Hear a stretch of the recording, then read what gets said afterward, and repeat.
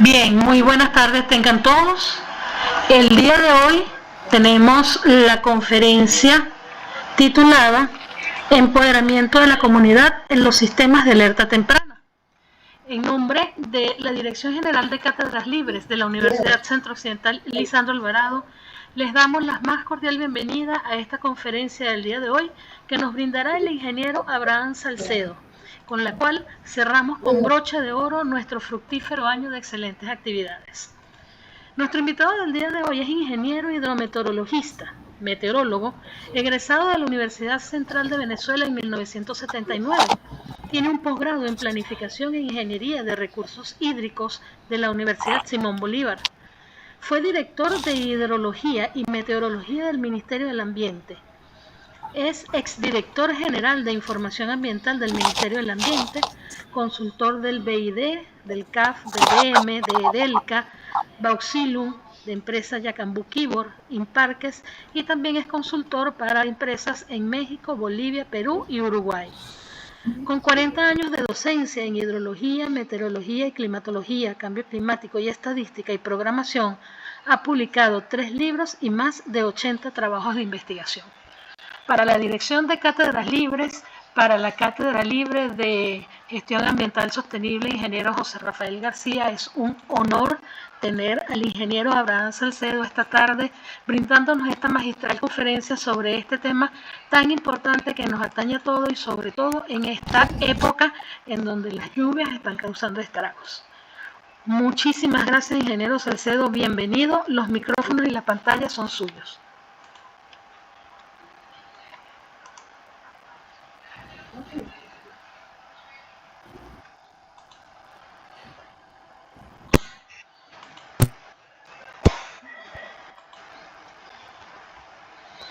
¿Será que no me escuchó?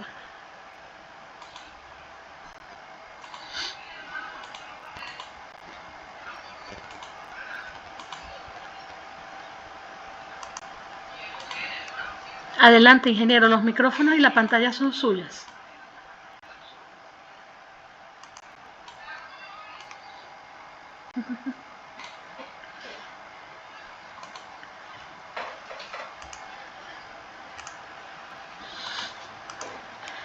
Perdón, ingeniero, tiene el micrófono silenciado. Debe activarlo. Ok. Tienes razón, ya lo activé. Ok, ahora sí, ¿verdad? Bueno, buenas tardes, muchas gracias por la invitación. Veo algunas caras conocidas y muchas gracias por haber venido a esta conferencia o charla que voy a darles a ustedes sobre algo en lo cual he trabajado en los últimos años, que es los sistemas de alerta temprana, y más que nada de los sistemas de alerta temprano en la parte del empoderamiento de las comunidades o el trabajo con las comunidades, porque bueno, ustedes que uno va evolucionando con los años y va cambiando de ámbito de vida a donde uno pueda ser más útil, y la experiencia de la experiencia que uno va acumulando puede ser de utilidad para las comunidades y para el país en general, inclusive para otros países también. Entonces, bueno, voy a referirme mucho a la experiencia que yo tengo en los sistemas de alerta temprano, ya que he estado trabajando en esto, bueno, desde que dejé desde el Ministerio del Ambiente, y prácticamente más bien desde el desastre de Vargas, que fue el que me motivó a que entendiera otro aspecto de la hidrología, de los riesgos, y bueno, como digo, uno tiene que ajustarse a las nuevas cosas que uno tiene que ir viendo, ¿no? Bueno, déjame ir cambiando esto, pero ahora no me quiere cambiar tampoco. Déjame ver qué es lo que está pasando. Vamos a acercarlo a ver.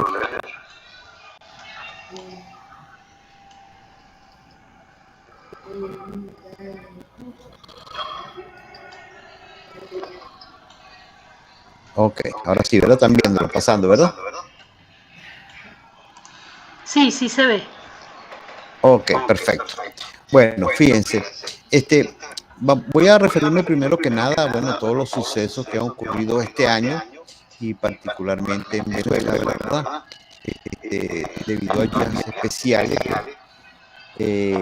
a eventos hidrometeorológicos extremos y bueno, también en función de la vulnerabilidad, porque voy a referirme al tema de la vulnerabilidad bastante aquí, ya que muchas veces, como siempre hablamos de los desastres, bueno, los desastres generalmente no son debido a la naturaleza es la amenaza y los desastres son generalmente producto del ámbito humano, ¿no? Donde nos desenvolvemos, ya sea que ocupamos sitios inadecuados, ya sea que no estamos preparados, ya sea que no se alerta con suficiente tiempo o que no hay las obras adecuadas para mitigar lo que pueda pasar. Bueno, yo me referiré a algunos de estos aspectos, pero mi experiencia ha estado trabajando en todas esas áreas, ¿no? Bueno, en Santa Cruz de Mora, una cosa repetitiva desde el año 2005, aunque antes ya habían otros eventos en Venezuela. Este año volvió a ocurrir, no tan grave como lo del 2005, pero sí bastante importante. En Ecuador hubo unos eventos importantes, un aluvión, unas lluvias intensas y deslizamientos en Pereira, en Colombia, derrumbes en una ladera en Perú, en Río de Janeiro, en Montevideo, y hay muchos más. Estos fueron los que yo pude resaltar mejor y muestro lo que ocurrió con estos eventos. Y no solo en este lado del mundo y en Sudamérica y vamos a decir los países subdesarrollados, sino que también en países desarrollados, como en Alemania, que ocurrió unas inundaciones bien importantes el año pasado, también en México, en Italia, en Japón. Pero me voy a referir particularmente al de Alemania, ya que lo estudié con bastante profundidad para entender qué había pasado y por qué un país, pues fíjese, Alemania tuvo unas consecuencias muy, muy drásticas. En cambio, Holanda, que está aguas abajo, realmente, bueno, ni siquiera lo refirieron, o sea que no hubo ninguna consecuencia importante de las mismas lluvias que pasaron por esa cuenca y llegaron hasta Holanda. Ya me voy a referir a qué pasó ahí. Bueno, y este año, bueno, en Venezuela, y el último evento que tenemos, bueno, el penúltimo, porque ya han habido, el penúltimo no tampoco, porque ya han habido unos cuantos en el país con consecuencias bien importantes, pero el de Tejería fue muy resaltado por la prensa y políticamente tuvo trascendencia. Pues estuvo en el Castaño, que me voy a referir a él porque el río Limón está al lado y cuando se instaló un sistema de alerta en el río Limón abarcó al Castaño. Bueno, estos son un poco los eventos. Y me voy a referir también a los sistemas hidrometeorológicos de alerta temprana que se han instalado en el país, ¿no? Desde hace muchos años. Bueno, desde 1972 hemos estado hablando no se hablaba de sistemas de alerta, sino sistemas de monitoreo, en el caso del río Neverí, por las constantes inundaciones de Barcelona, que luego fueron controladas bastante bien por un canal de desvío, y sin embargo se instaló un sistema de monitoreo del río Neverí, o sea que se abarcó dos aspectos de los sistemas de alerta, la parte estructural con ese canal de desvío, que todavía está activo, igual que en Cumaná se instaló también un sistema de desvío del río y fue con bastante éxito, que han funcionado los dos. En el río Guaire en 1982, a raíz de una creciente que hubo en 1980, se estableció también un sistema piloto, así se llamó, operativo de predicción hidrológica en la cuenca del río Guaire. Un sistema de alerta contra flujo de lodo y escombros de la cuenca del río Limón, al que mencioné hace rato, que fue gracias a JICA de Japón, y se montó un sistema de medida de alerta donado por Japón, y luego ese sistema fue, vamos a decir, repotenciado o reactivado con dinero aportado por la misión Ciencia, y se reinstalaron las estaciones y casi se activó otra vez el sistema alerta, pero evidentemente, y la prueba de que no se hizo bien, y fue que ocurrió el problema del Castaño, luego de Tejería. En Vargas, en el año 2000, a raíz de los sucesos de Vargas del año 1999, se instaló un sistema de alerta temprano, primero un sistema por JICA, Japón también, y luego otro más completo que se instaló por la Unión Europea y ahí intervinimos varios. Un sistema del río Boconó en el año 2000. En San José Galipán se montó una cuenca experimental para monitorear y entender cómo funcionaban esas cuencas de Vargas. El proyecto procede del año 2004, financiado por Francia, China y el Ministerio de Ciencia y Tecnología. El diseño de la red de estaciones para el sistema automatizado de seguridad y salud de la metropolitana. Realmente se compraron las estaciones, pero realmente nunca se instaló un sistema de alerta temprana. Luego el sistema de alerta temprana en el río Mamo, las quebradas Tacagua y La Zorra, el proyecto Prederes. Eso fue un sistema mucho más completo, con alrededor de 20 estaciones para estas 3 cuencas. Yo voy a referirme a todas las fallas que yo he entendido porque no han funcionado esos sistemas de alerta. Sistema comunitario de alerta temprana en Panaquire, Estado Miranda. Eso se montó en 2009 y puedo decir con satisfacción, yo participé en ese sistema, que ese sistema funcionó, se instaló y el año 2010 hubo una creciente muy grande y funcionó. El sistema de alerta temprana de las cuencas de los ríos Cabriales, Limón, ahí es la reactivación del de Yaica, las quebradas Milla, en Mérida y Guanta. Todo esto financiado por Misión Ciencia, no están operativos ahorita. El sistema de supervisión hidrometeorológica en las cuencas de los ríos San Julián y Camuri Grande, proyecto FONACI, tampoco está en funcionamiento. Y el sistema hidrológico de alerta temprana en la población del Tacal, en el estado Sucre, financiado por el BID, que está semioperativo. Este es un gráfico donde yo muestro el sistema de alerta del río Limón, el financiado por el fue el primero que se montó con toda la tecnología en Venezuela. Bueno, toda la tecnología relativa, como les digo, en el río Neverín en 1972 se montó algo bien completo, no había telemetría, sino todo por cable, y funcionaba, o se dejó bastante bien operativo, pero ok. Y este es el de Tacagua, La Zorra y Mamo, que bueno, eso costó $1 millón, ¿no? Ok, ¿para qué se instala un sistema de alerta temprana? Bueno, los sistemas de alerta temprana no solo son hidrometeorológicos, ¿no? Hay sistemas de alerta en volcanes, contra terremotos, aunque ya sabemos que el tiempo de alerta es mínimo, pero en México, que es un país bastante sísmico, y en Chile, bueno, y en Japón también hay montado un sistema de monitoreo que permite, por lo menos con el mínimo tiempo disponible, alertar a las comunidades y se puede prevenir, ¿verdad? Y minimizar las pérdidas de vidas humanas sobre todo. O sea, son una herramienta que permite avisar de una manera rápida y eficaz de la ocurrencia de algún fenómeno que pueda poner en peligro las vidas y bienes de la población. Como digo, no solo hidrometeorológicos, porque, por ejemplo, a raíz del tsunami de Asia en 2004, mal no recuerdo, se instalaron unos sistemas de alerta, porque bueno, los tsunamis ocurren luego de un maremoto. Entonces, si se puede seguir el maremoto o el terremoto también, entonces se puede alertar contra los tsunamis. Los volcanes, muchos volcanes tienen un seguimiento con tiempo y se puede alertar cuando hay ciertos indicadores, umbrales en los cuales se puede alertar para prevenir sobre no solo contra cuestiones naturales, sino también tecnológicas, por ejemplo, contra incendios, se pueden poner sistemas de alerta contra escapes de gas en edificios o de mercurio.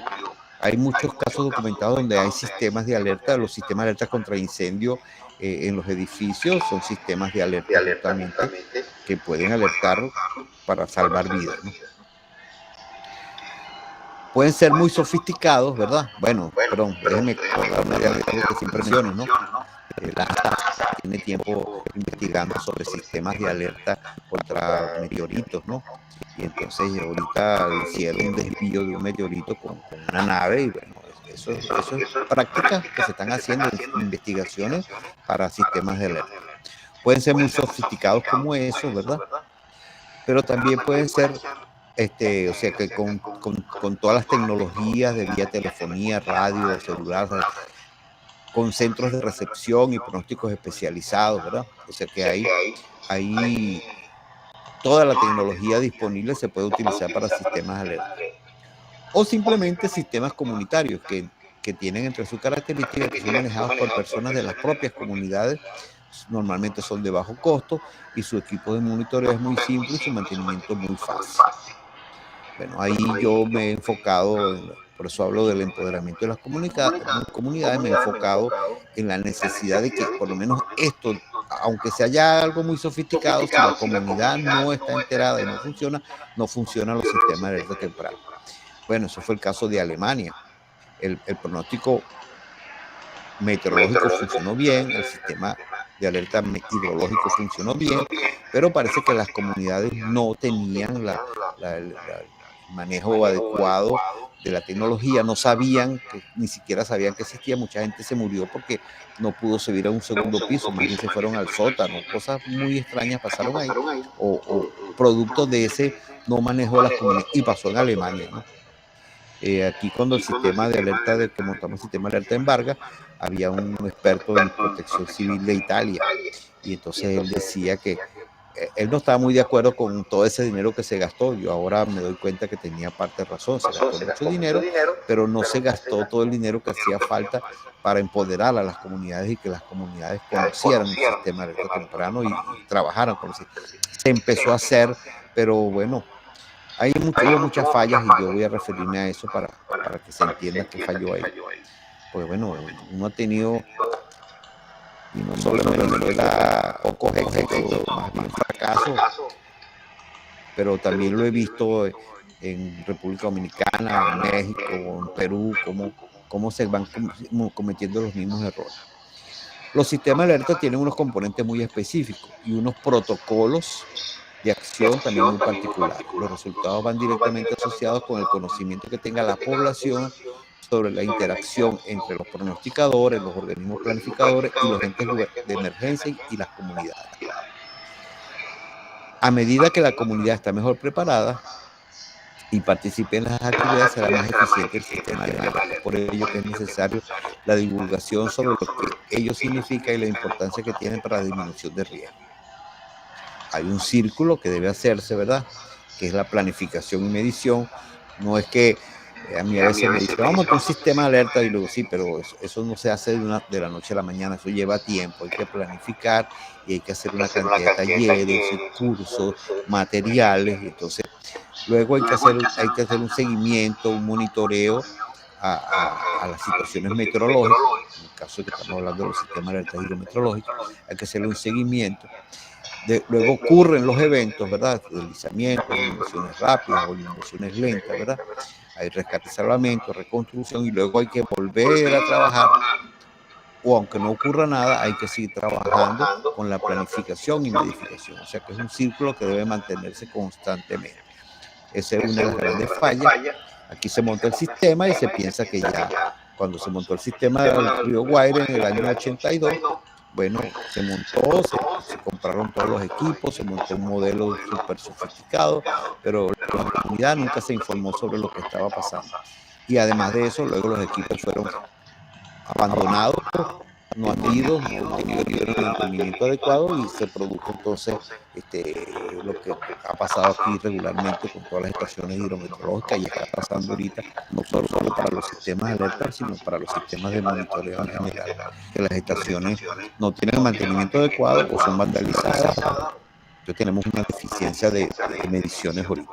Ese es el histórico también que hay que tener para poder encontrar cuáles son los umbrales que se necesitan para hacer eso. Hay que hacer una capacitación. Desde el punto de vista de contenidos globales, el proceso de capacitación institucional debe estar orientado a desarrollar conocimientos, habilidades y destrezas que permitan, ¿verdad?, identificar de la amenaza y del riesgo. Ya que eso es lo que determina los diferentes factores que para poder determinar los diferentes factores que una probable evolución en el tiempo. Nada de esto es estático, todo va cambiando, entonces hay que ir haciendo un seguimiento. Hay que hacer representación previa de los escenarios de riesgo, ¿verdad? O sea, que hay que imaginarse cómo es eso. No es tan difícil porque la historia, por ejemplo, en Santa Cruz de Mora, allá, bueno, ha pasado varios años, varios eventos seguidos. Entonces es muy fácil ahorita entender cuál es la amenaza, cuáles son los mapas de riesgo que hay que construir y qué debe saber la comunidad. Se deben identificar las variables que intervienen de manera prioritaria y las acciones necesarias para que el escenario actual se transforme en menos riesgo. La identificación de los diversos actores sociales y de los diversos niveles territoriales presentes en el escenario y la responsabilidad de cada uno de ellos.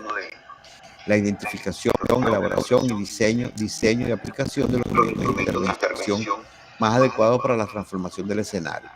Planes de gestión de riesgo, incluyendo los componentes de respuesta y los preparativos necesarios para intervenir en el caso de la materialización del riesgo. Esto, por supuesto, la comunidad es el actor principal y deben participar, pero si no hay capacitación institucional, si las instituciones no están participando, es muy difícil que funcione. Fíjense que es muy complejo. En Vargas tuvimos toda la tecnología, se empezó a capacitar a las instituciones, se empezó a capacitar a las comunidades, pero en ese momento Vargas estaba pasando de una fase que se creó Corpo Vargas.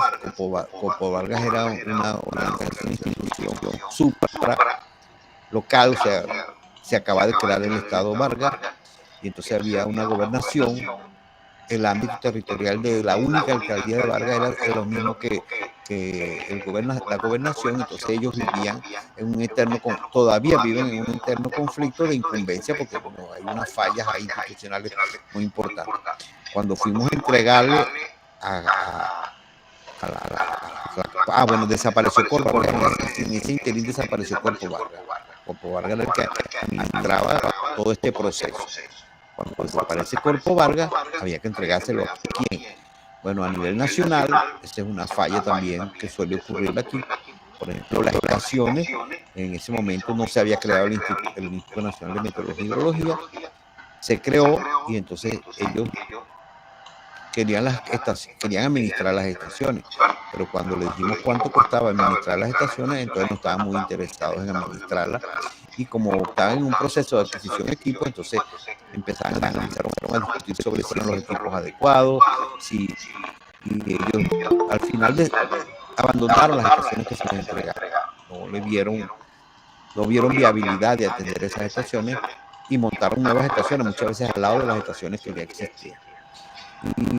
Y por otro lado, la parte de los que iban a gerenciar el sistema de alerta desde el punto de vista de las comunidades, de lo que había que hacer era o la alcaldía o la gobernación. También ninguno quiso asumir. Entonces al final no había quien administrara eso.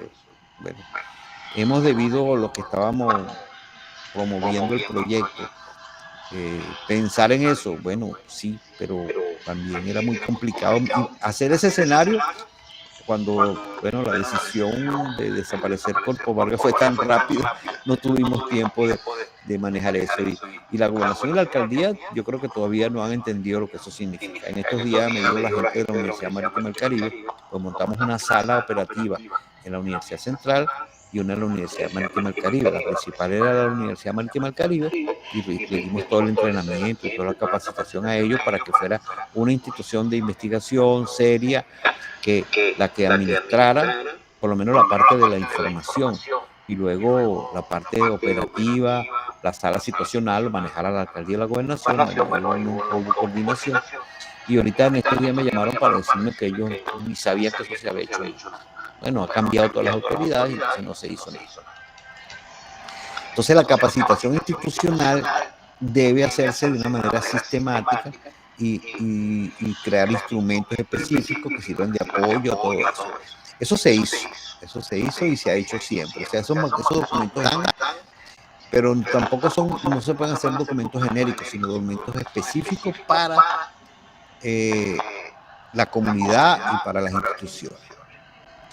Después viene el trabajo en las comunidades, ¿verdad? Que hay que hacer un trabajo también constantemente. Les mencioné que en Panaquire, que es una comunidad pequeña, muy manejable, montamos un sistema de alertas. Y ese trabajo duró un año de cursos, íbamos a identificar a los líderes, identificar a los mismos que podían trabajar, darle capacitación. No había continuidad, se iba la gente, venían nuevos, volvíamos a entrenar a la gente. Duramos un año. Y mala suerte o buena suerte, como se suele decir, ocurrió en el 2010, eso fue en el 2009, en el 2010 ocurrió un evento y la gente estaba preparada y las pérdidas fueron mínimas. Ellos me llamaban por teléfono y me decían, mira, aquí estamos haciendo lo que usted nos dijo que teníamos que hacer. Y digo, no, yo no dije que usted tenía que hacer. Ustedes fueron los que dijeron lo que había que hacer. Porque es otra cosa. La comunidad tiene historias y muchas veces saben qué es lo que hay que hacer más que el que va ahí externo a capacitar. O sea, que uno tiene que trabajar con la historia que ellos tienen. Siempre menciono que agua abajo de Panaquire está el Clavo y después está Paparo. Entonces, dentro del proyecto había la idea de montar un sistema de alerta en Paparo, porque tenía serias inundaciones todos los años. Y yo cuando fui allá le preguntaba a las comunidades, mire, ¿y cómo hacen ustedes? Ustedes tenían pocas pérdidas realmente, pero las inundaciones los afectaban. Entonces decía, no, aquí una señora que ella, señora muy mayor, ya se murió, y ella salía cuando había inundaciones en Paparo y decía, recoja sus peroles porque el Clavo se inundó, el Clavo está aguas arriba. Y entonces esa señora, el tema de ella sabía cuándo iba a haber, o de alguna manera ella sabía cuándo había inundaciones en el Clavo y le avisaba a la gente de Paparo. Entonces esas historias hay que conocerlas, ¿no? Y así me ha pasado en México, en varios pueblos, me ha pasado en otros países donde también hay una historia que es con la que hay que trabajar. Bueno, por supuesto, cada vez las amenazas son mayores, quizás porque no me gusta ser tan drástico, porque muchas veces la vulnerabilidad es la que está ocasionando que haya más desastres, pero quizás porque también las lluvias se han incrementado por el cambio climático, ¿verdad? Entonces, bueno, eso está cambiando, también los actores han cambiado, entonces es un trabajo bien difícil que hay que seguir haciendo, porque la vulnerabilidad es complicada. Como ustedes saben, eso es más difícil que analizar la vulnerabilidad, es más difícil que la amenaza. El Banco Interamericano de Desarrollo hizo un programa, ¿verdad?, que se llama Hydrobit, que justamente ataca el problema de la vulnerabilidad, pero la vulnerabilidad física, no la vulnerabilidad social, que es más complicada que la vulnerabilidad física. O sea que esto tiene muchas aristas y bueno, es un trabajo bien interesante, pero a la vez bien complicado. Entonces, reducir la vulnerabilidad, ¿verdad?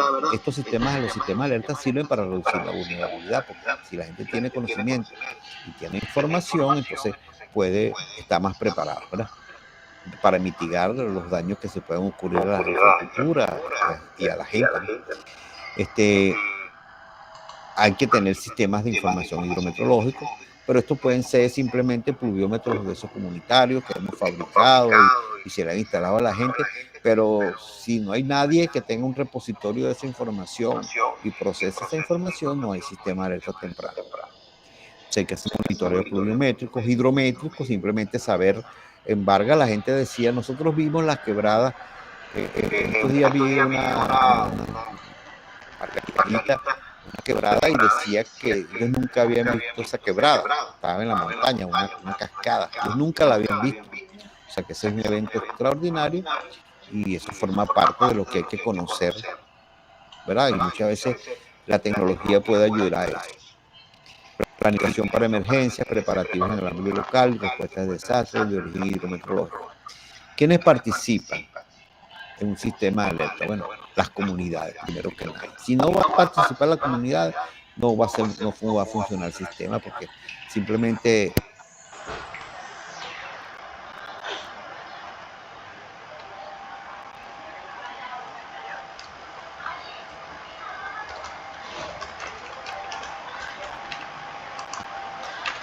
Perdón, ingeniero, disculpe que lo interrumpa. No se le escucha.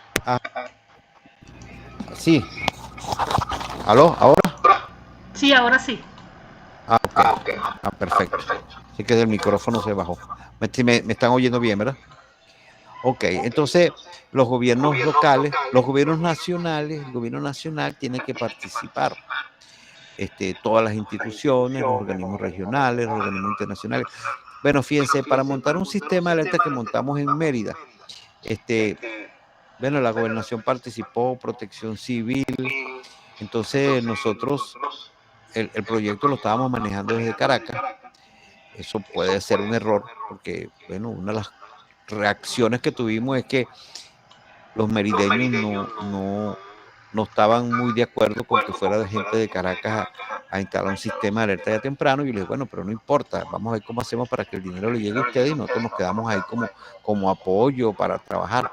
Pero había una reacción ahí que la verdad es que nunca lo entendí. Había una persona merideña que estaba trabajando con nosotros, que por un contacto era el apoyo de nosotros allá y le decíamos que no entendíamos. Y él dice, no, yo tampoco lo entiendo. Pero bueno, ¿por qué tú no lo entiendes si tú eres de Mérida? No, es que yo no soy de Mérida. Yo tengo toda la vida viviendo aquí, pero yo soy de Barquisimeto. Y entonces, pues, tú sabes conocerla, ¿no? Laura Saldivia, ¿no? Entonces, yo decía, pero es tan difícil, muy difícil, ¿no? O sea, que es complicado. Bueno, allá en Santa Cruz de Mora, cuando hubo la inundación de allá, intentamos montar un sistema de allá y conseguimos los recursos con un organismo internacional, pero también no hubo manera de trabajar con las comunidades. O sea, es complicado. Hay que entrenar a los mismos organismos internacionales, los organismos no gubernamentales, el sector privado tiene que participar porque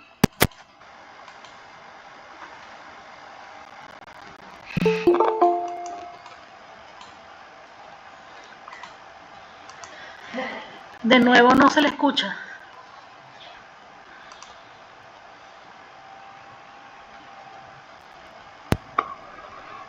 ¿Aló? ¿Me escuchan? Sí, ahora sí. Ok, algo está pasando con el micrófono. Quise usar algo más moderno y mejor de calidad, pero no era mejor mi microfonito viejo. ¿Ahora? Sí, ¿Me se le escuchan? escucha. Sí, se le escucha. Ok. Bueno, entonces se debe convocar a todos los miembros de la comunidad a reuniones para explicar la importancia del sistema de alerta temprano y establecer un programa de trabajo donde se explique los conceptos generales. Para el mejor entendimiento se repartirán las responsabilidades de acuerdo con las habilidades de cada persona. Debe haber charlas sobre amenazas, riesgo y vulnerabilidad. Hay que entender eso bien porque la gente suele confundir y el problema de la vulnerabilidad es tan grande que esas charlas tienen que ser continuas y constantemente y tiene que la gente se va y aparecen nuevos actores, entonces hay que estar trabajando con eso. Bueno, nosotros vamos a decir, los hidrólogos, los hidrometeorólogos, los académicos en general, ¿verdad? Porque es una falla. Yo después de eso aprendí a trabajar mucho con los sociólogos, hacer equipos multidisciplinarios, porque me di cuenta que no era sencillo que se hiciera solamente, o sea, no es la parte teórica lo importante, ¿no? Entonces, bueno.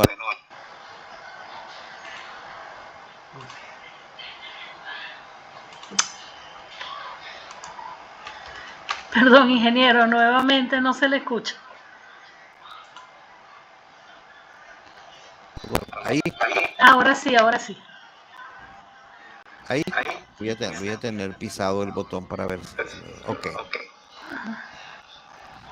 Hay que hacer todo el recurso, ¿verdad?, que se le debe dar a las comunidades, a los organismos, ¿verdad? Y materiales específicos de esa cuenca, porque no podemos hacer cosas generales teóricas, sino simplemente materiales de acuerdo. Por ejemplo, si uno trabaja con Milla, en Mérida es muy distinto trabajar con el río Limón, porque la cuenca tiene características diferentes, la gente tiene características diferentes. Nosotros en Panaquire, cada vez que íbamos para allá, teníamos que terminar la jornada con tambores y fiesta, ¿no? Bueno, porque esa es la idiosincrasia de ellos, ¿no? O sea, en cambio, cuando fuimos a Cumaná, es otra cosa, ¿no? O sea, la gente tiene otra idiosincrasia y hay que trabajar con eso. ¿Qué significa eso? Los policías son distintos, los policías hay que trabajar con los policías, protección civil son distintos. Entonces, ¿cómo son esa comunidad? ¿Y cómo son las cuencas en general? ¿Y cómo son las inundaciones en general? ¿Qué significa eso? Y hacer los mapas de acuerdo a eso. Bueno, entonces hay que hacer una lista de los eventos, ¿verdad? Que afectan a las zonas, ¿verdad? Dibujar el mapa de las cuencas donde está ubicada la comunidad, identificar los lugares, se elaboran los protocolos, todo esto tiene que estar escrito y hacer protocolos específicos, ¿verdad? Para las comunidades y para los tiempos en que uno estima, porque una inundación en el río Limón es distinto a una inundación en Milla o en Panaquire. Pongo el caso de Panaquire porque ahí fue donde hicimos el mejor trabajo. Nosotros creíamos que la inundación de Panaquire era debido a que ahí llueve después de Amazonas, Bolívar y el sur del lago, la zona donde más llueve en Venezuela es en Panaquire. Y sin embargo, ellos nos dijeron, no, aquí el problema no son las lluvias. No sé cuál es el problema. Bueno, aquí el problema es el río Guaire, cuando viene cargado de basura de Caracas, las inundaciones vienen de Caracas, y el río Cuira. Tiene que llover en Cuira y Panaquire para que haya una inundación.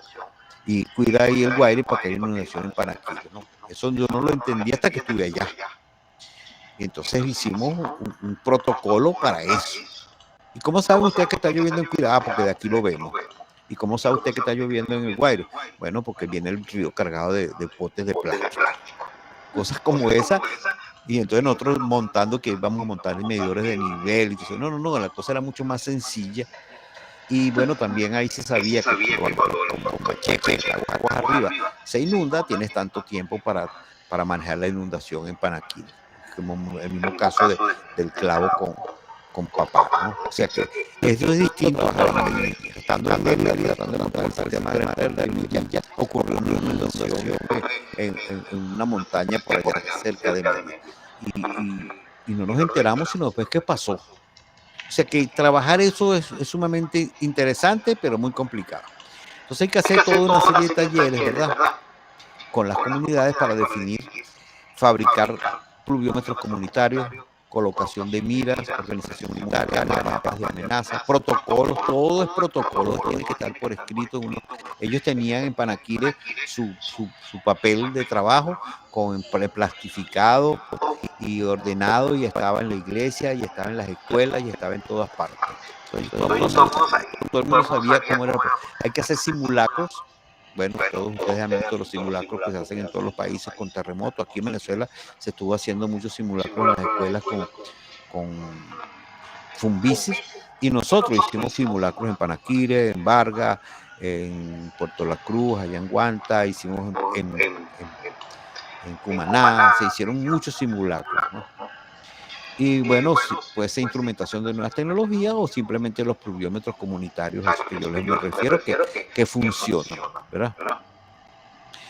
Se hacen talleres para los pluviómetros, ¿verdad? Aquí está un manual que se hizo, el manual de pluviómetros comunitarios, ¿verdad? Son todo escrito y todo bien documentado, ¿no? Miras que se colocaron, estas son miras que se colocaron en Panaquire, también en Vargas se colocaron miras muy sencillas, ¿verdad? Donde la gente sabía a qué altura ellos corrían riesgo, ¿verdad?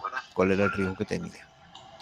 Se hicieron muchos talleres, ¿verdad? Mapas de amenaza, ¿verdad? Que lo hicieron ellos mismos.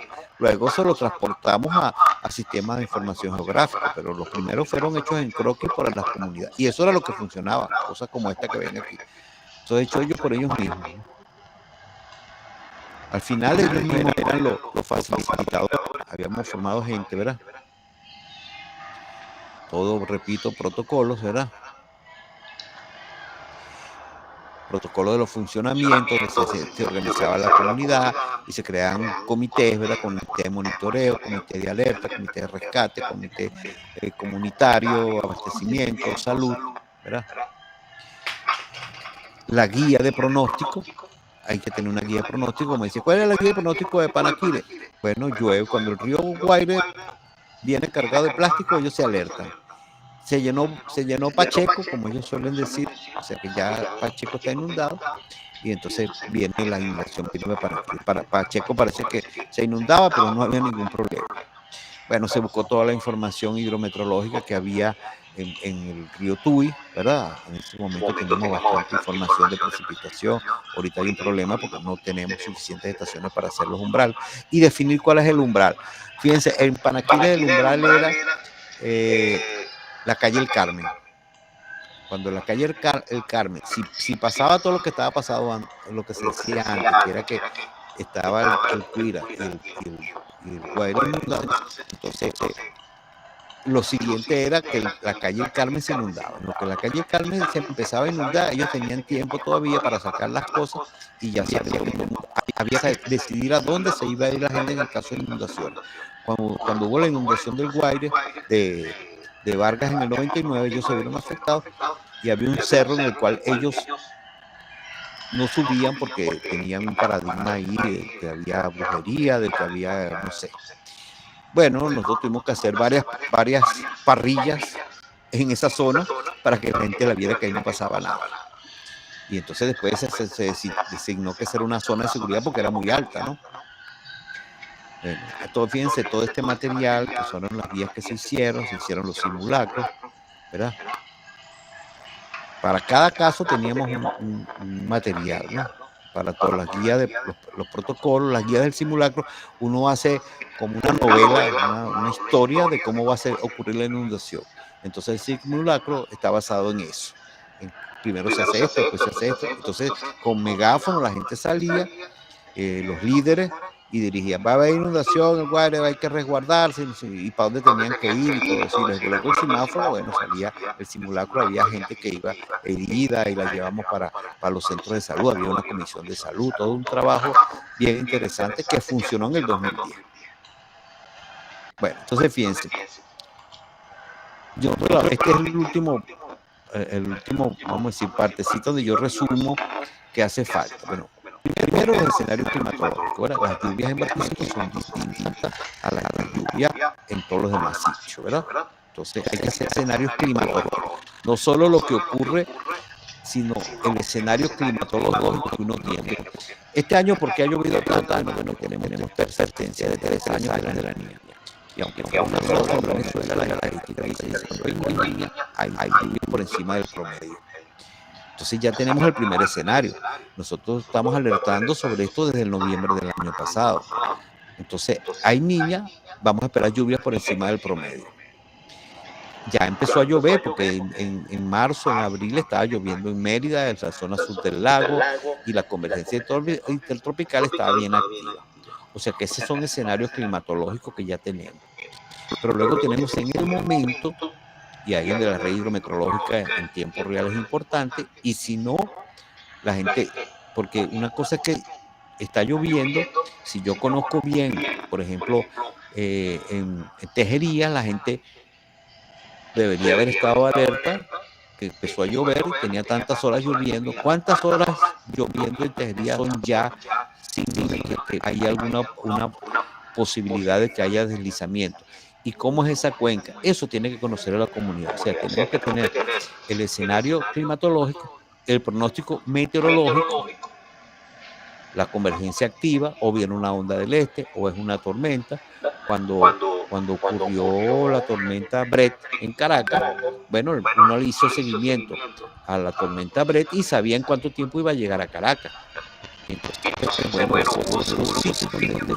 ahí estaba, no se podía desalojar a la gente, eso es difícil, es complicado, pero Protección Civil estaba en alerta en las comunidades más vulnerables que iban a tener. Y bueno, manejamos bastante bien para una tormenta que pasó por toda Venezuela. El pronóstico hidrológico es ya en la cuenca específicamente, donde uno ya sabe si hay simulaciones y eso, pero si no, la comunidad sabe cómo debe comportarse y tener mediciones, hidrómetros propios o marcas para saber qué ha pasado, el cambio de color, el ruido de la creciente. Entonces, todo eso hay que estudiarlo con la comunidad.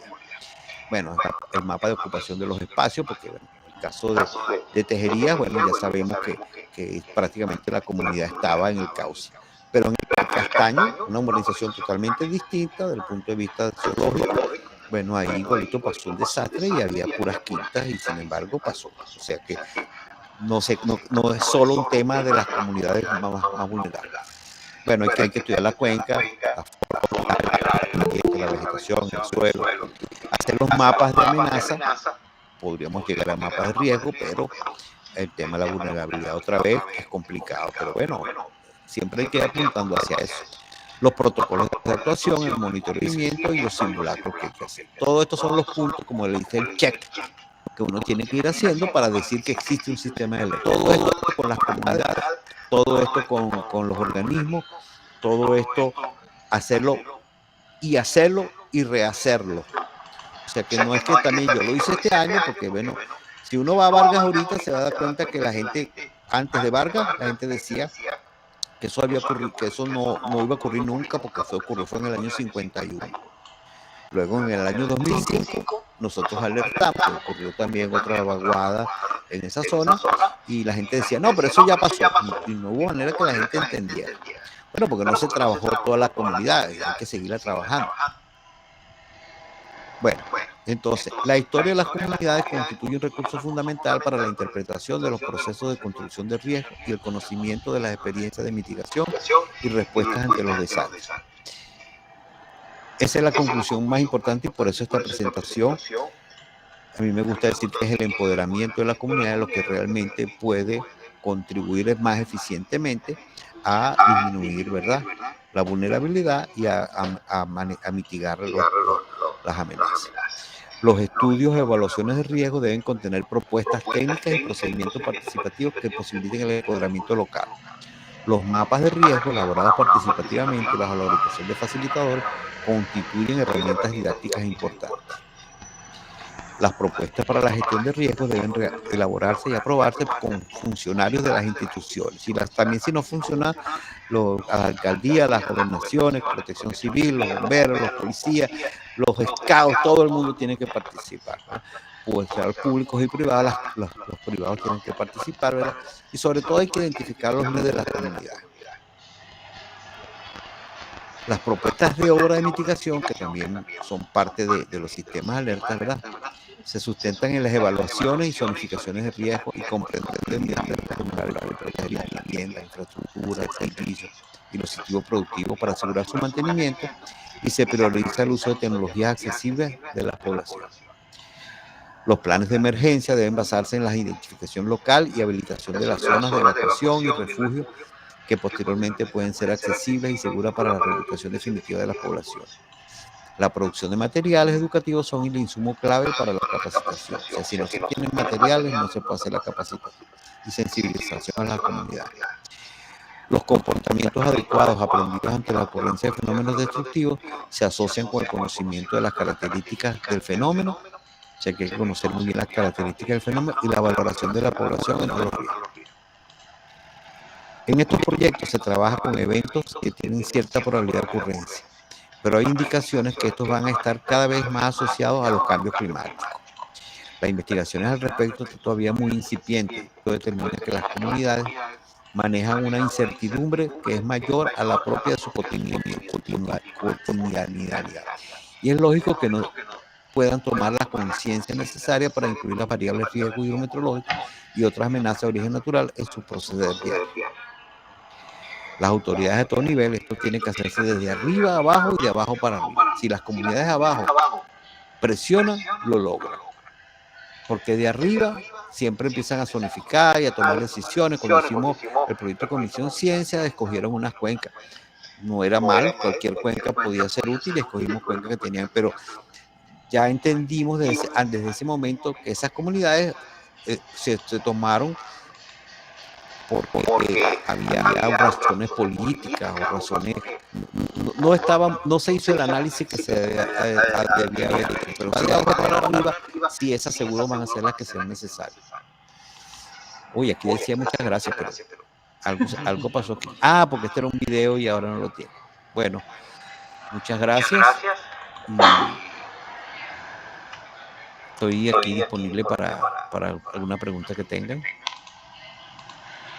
No, ingeniero, gracias a usted de verdad no solo por la disponibilidad que tuvo de traernos esta información tan valiosa para nosotros, cuidarnos a nosotros y a nuestra familia y a nuestro ambiente, sino la forma tan amena en la que nos brindó la información. Uno lo capta rapidito, uno capta cuáles son las palabras clave y ese título que le puso del empoderamiento personalmente considero que es clave. El trabajo con las comunidades no es sencillo, pero si se logra ese empoderamiento que usted dice, yo pienso que el éxito está garantizado. Además está agradecerle profundamente su trabajo, su tiempo para con nosotros. Tener las puertas abiertas aquí. Espero que nosotros tengamos las puertas abiertas para más adelante realizar otra conferencia. Y bien, de parte de la Dirección General de Cátedras Libres, muchísimas gracias. Si alguno de los participantes tiene alguna pregunta o un comentario para el ingeniero, bienvenido sea.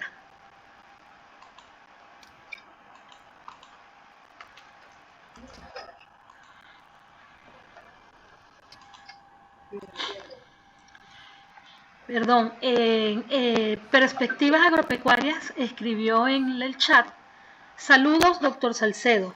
Entiendo que el elemento institucional es fundamental. En este caso del tema de alertas, ¿qué papel debería ocupar el INAMET en la direccionalidad de los programas? Eso lo pregunta Jesús Dugarte, de Perspectiva Agropecuaria. Hola Jesús, ¿cómo estás? Un placer oírte. Sí. Bueno, mira, ¿me está escuchando, no? Sí. Ok. Bueno, fíjate, el papel, yo admito que como siempre uno piensa que cuando yo fui director de hidrología, que uno piensa que la información hidrometeorológica es exclusiva y debe ser manejada por un ente como el INAMEO o lo que era la Dirección de Hidrología o cualquier organismo fundamental del país. Ahora, el tema de los sistemas de alerta, como digo yo, es demasiado importante y demasiado fundamental para que lo maneje.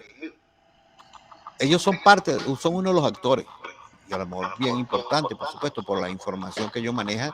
Y la primera sección, que es los pronósticos, los escenarios climatológicos y los pronósticos meteorológicos, deben ser manejados por el INAMET o el instituto que controle eso. Pero no necesariamente ellos son los únicos, mejor dicho, no deben ser los únicos, porque ellos fallan también. Y además, fíjate, ahorita cuando ocurrió el desastre de la tejería, le pedimos la información al INAME y nos dijeron que había 180 milímetros en 6 horas. Y luego se lo volvimos a preguntar y dijeron que era 108 en 24 horas. O sea que no disponen de una red, ¿verdad?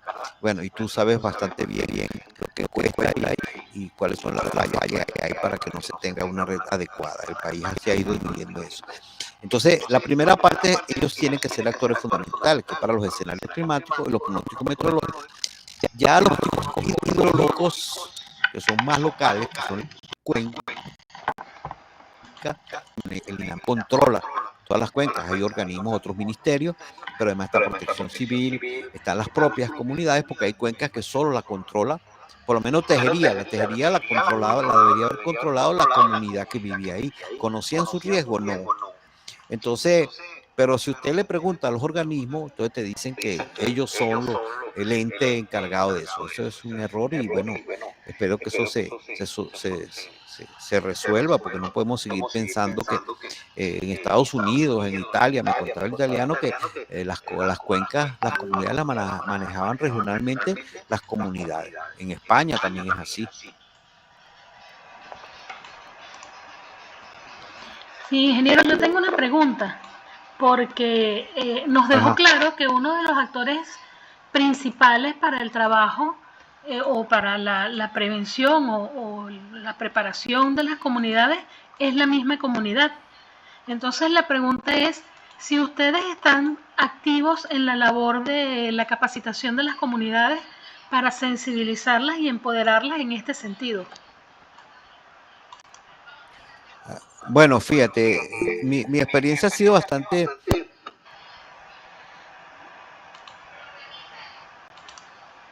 No se le escucha, ingeniero, disculpe. Ahora sí. Ahora sí. Eh, yo tengo que seguir, no es que quiero, no, yo tengo que seguir participando en el desarrollo e implementación de sistemas de alerta temprano, pero hay que identificar quiénes están comprometidos localmente. Por ejemplo, las universidades es muy importante porque tenemos un conocimiento, tenemos una experiencia y cuando uno habla con toda la gente de todas las universidades se da cuenta que hay grupos de profesionales, pero hay que bajar el nivel y nosotros entender que nosotros manejamos la parte científica, la parte del conocimiento científico, la parte de información, pero eso es solo un componente de lo que es los sistemas de alerta temprana. Entonces, bueno, a mí me encanta este tema y bueno, tuvimos problemas en Mérida, pero en Carabobo no tuvimos problemas. Con la Universidad de Oriente trabajamos muy bien con ese equipo. Bueno, en Lara conozco muchísimos profesionales que yo estoy seguro que podríamos hacer unos buenos equipos y además yo soy Barquisimeto metido, ¿no? Gracias, ingeniero. El señor Dugarte pregunta, ¿en Venezuela ha existido algún sistema de alerta que pueda haber tenido continuidad y resultados exitosos? Bueno, mira, como el tema de las comunidades es tan crítico, muchos están todavía semi-operativos, ¿no? Por ejemplo, o sea, se pueden restaurar y cero, pero el tema es que las comunidades no hay un trabajo de equipo de personas, porque fíjese, yo estoy ahora sigo comprometido, pero estoy ahora más en más conocimiento de cuáles son los problemas humanos con los que uno tiene que lidiar para que funcione eso, ¿no? Eso tiene que ser trabajo con sociólogos, sobre todo, ¿no? Que entiendan y manejen a las comunidades y entiendan lo que pasa. Y apoyo de las instituciones. Entonces es difícil, ahorita yo diría que, bueno, yo quisiera ir a Panaquide, pero hay un problema de delincuencia muy grande en esa zona con los grupos de paz que crearon. Entonces ahora no se puede uno ni entrar ahí porque se están justamente en una zona. Yo quisiera ver cómo se quedó eso. En Vargas también hubo un grupo de personas que trabajamos bastante, pero creo que no hay ninguno que esté operativo, ¿no? Y como te digo, eso pasa no solo en Venezuela, ¿no? Sino que la gente lo instala y después se queda eso abandonado. El ingeniero Miguel Rodríguez tiene la mano levantada. Adelante, ingeniero.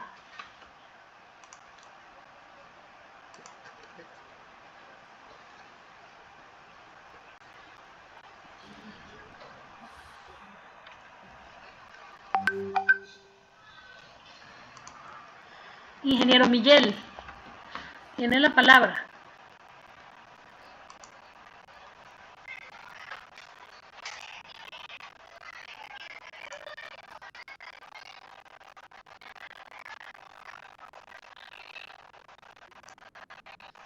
Bueno, no tenemos más preguntas ni participaciones. De verdad, ingeniero Salcedo, muchísimas gracias por esta presentación, por este rato con nosotros tan ameno. A mí me agradó muchísimo porque desconociendo el tema entendí perfectamente lo que nos habló. Eso quiere decir que la forma en la que lo hizo estuvo muy bien orientada, de verdad.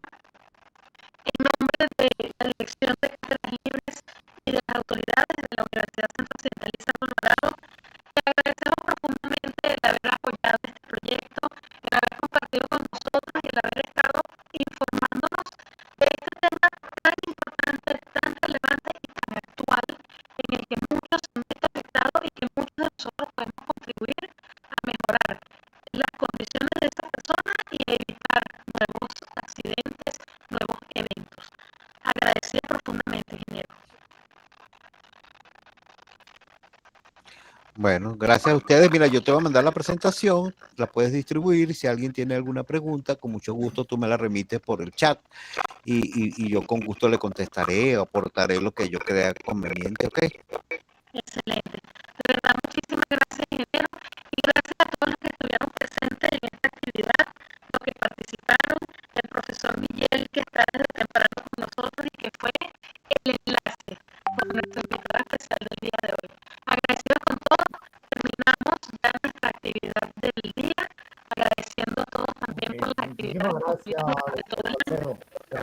Gracias por su presentación. Excelente. Agradecida con usted, señor Jesús. Bien, Bueno, de esta forma concluimos con la actividad del día de hoy, con las actividades de la dirección bueno, gracias. 2022.